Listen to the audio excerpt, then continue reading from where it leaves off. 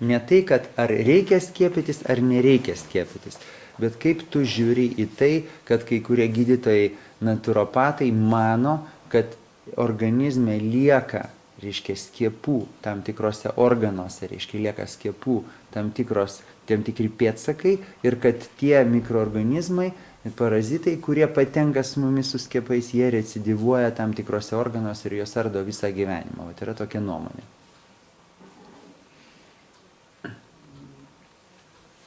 Pagal tai, kaip uždavėt klausimą, tai iš principo čia mes pabiškai perinam į tą priešų teoriją. Kad yra priešas, mes turim sunaikinti priešą ir būsim sveiki. Kitaip sakant, vakcina tai irgi yra priešas, kurį mes įsileidžiam ir mes neturim jo įsileisti, nes jisai mūsų ardys. Bet vakcina irgi sukurta tam, kad kovotų su priešais. Žodžiu, mes niekindami tą pačią vieną teoriją, mes iš principo mes vėl lipam ant to pačio grėblio. Galbūt čia klausimas taip suformuluotas, bet principė aš manau, kad bent jau žinant iš mano kaip mediko žinių, tai dabartinės visos vakcinos yra arba dalis to sukėlėjo, arba tas sukėlėjas yra negyvas. Ir ką mes galim trikdyti? Mes galim trikdyti imuninę sistemą, kuri paskui išeina iš pusiausvyrus ir gali jau nebeatskiria, ar tai yra priešas, ar tai yra sava ląstelė ir gali užkurti autoimuninę ligą. Bet čia nėra priešų. Čia yra savas organizmas ir savo ląstelės ir čia nėra ko ieškoti, ką nužudyti. O kaip autizmas reiškia, negaliu atsakyti. Nes buvo dabar labai daug literatūroje rašoma, kad vienareikšmiškai mokslininkai nustatė, kad autizmas yra skiepijimo komplikacija. Tyrimas rodo, kad tai yra susiję, bet ar tai yra susiję dėl to, kad nes praktiškai visos visuomenės yra skiepijamos ir tose visuomenėse daugėja šitų atvejų. Bet lygiai taip pat gali daugėti dėl to, kad jie valgo pieną. Lygiai taip pat, nes tie, kurie skiepijas, jie valgo pieną. Ir gali būti lygiai ta pati priežastis dėl to, kad jie valgo pieną. Tai čia yra nerti dirvonai, neaišku. Čia nelabai aišku. Vis dėlto aš esu pasyvios prevencijos šalininkas, labai stiprus, nes aš žinau, kad tai padeda žmonėm išgyventi, o kas yra labai svarbu, sakykime, traumų atvejais. Tai vakcinacija irgi tam tikra pasyvi priemonė, kad kontroliuoti ligas visuomeniai. Mes gyvendami visuomeniai, net ir būdami sveiki, mūsų rizika susirgti infekciniam ligom yra didesnė. Ir tai yra prevencinė priemonė. Mūsų per tankiai tiesiog gyvenam. Mes super tankiai gyvenam, jo. Ir tai yra prevencinė priemonė. Tai vadinasi, visus vaikus reikia skiepinti? Kaip ištinka žmogų ir skiepinam. O dar jau tu savo vaikus skiepijai? Pagal visą programą? Pagal programą, bet iš tikrųjų... O tai jeigu žinote, kad tai blogai, kodėl jūs tai padarėte? Jeigu žinau, kad skiepijimas yra blogai, aš manau, kad skiepijimas tai yra socialinis reiškinys, padedantis mums sukontroliuoti tam tikras ligas. Aš čia šitoj vietoje aš truputį daugiau gydytojų pusėje, nors iš tikrųjų aš matau šalutinius reiškinius, kurie ištinka mano vaikus po skiepų ir jie sukelia mūsų šeimai didelį nerimą ir baimę. Už tai mes neretai Facebook'e uždedam varnelę, kad mes mėgstam tuos straipsnius, kuriuose žmonės abejoja ir dėl to, kad skatina tokią konkurenciją galvoti tų, kurie gamina skiepus apie jų saugumą. Taip, mano vaikas neskiepytas ir aš patyriau labai didelės spaudimą gydytojų ir mane tik tai prieš gimdymą ar gimdymo metu ir po gimdymo taip taršė. Laimė, kad aš buvau labai labai pasiruošus dėl to ir dabar šitą vaiką, kur mato, tai mano neskiepytas. Bet aš lygiai taip pat aš turiu šeimą, mes turim draugus šeimą, kur neskiepė savo vaikų ir jie persirgė visom tom lygom ir sako, žinai, aš nenorėjau jom per. Ir jie toliau neskiepėjo, nes jie kaip ir jau įsivažiavė į tą neskiepimą, bet jie sirgo ir kokliušu, ir ar ne difterija. Natūraliai pasiskiepijo. Vienu žodžiu, nu, bet tai buvo sunkios ir sunkiai ten jie keliavo per reanimaciją su tom ligom. Taip kad ir jie sako, aš tikrai nenorėčiau to pakartoti. Pasiekmes neteisingos, ne? O dabar iš medicininio požiūrio reiškia, kas yra tankiai apgyvendinta, vat, kad būtų Negaliu supratimo. pasakyti. Iš medicininio, vat, medicina Negaliu skaito, kad mes turim, reiškia, nu labai tanko, ne, tą Taip. dislokaciją tokią. Taip. Tai vat, kas tai yra tanku jūsų požiūrį medicininį? Negaliu pasakyti savo medicinio požiūrį. Aš tik tai galiu išgrinai iš savo gyvenimiškų pastebėjimų. Mes auginam šuniuką ir tas šuniukas yra sveikas. Mes nuvedam šuniuką mokytis su kitais 10 šuniukų ir tas šuniukas grįžta ir kosti. Po kurio laiko visi tie šuniukai tenai pradeda kostyti toj grupiai. Pakosti 3 dienas ir toliau visi mokosi. Čia algoritmas su žmogu tas pats. Iš esmės žmogui vyksta tas pats. Ta prasme, ir vėlgi, pagal Vigmar tai bakterijos ir lygos tai yra tik tai, kai mūsų užpuola bakterijos, tai yra tik tai kaip ir perdirbimas. Ne? Mus perdirbinėja ir mes jau mirinėjom ir mus perdirbinėja ir, sakant, tie antrinės Kompostuoja. žaliavos. Kompostuoja antrinės žaliavas.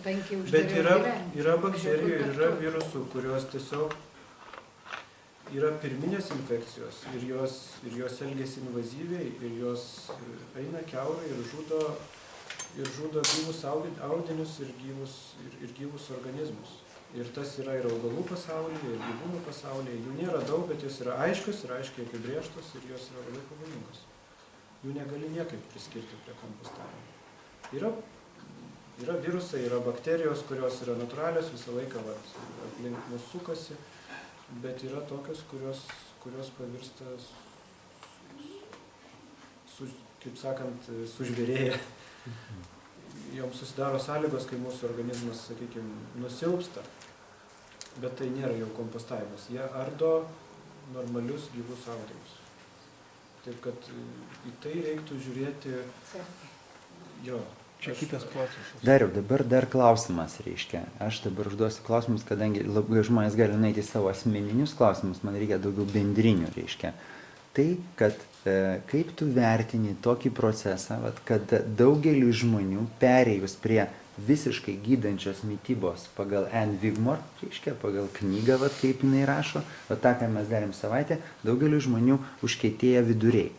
Kokios gali būti medicininės priežastys tokio reiškinio?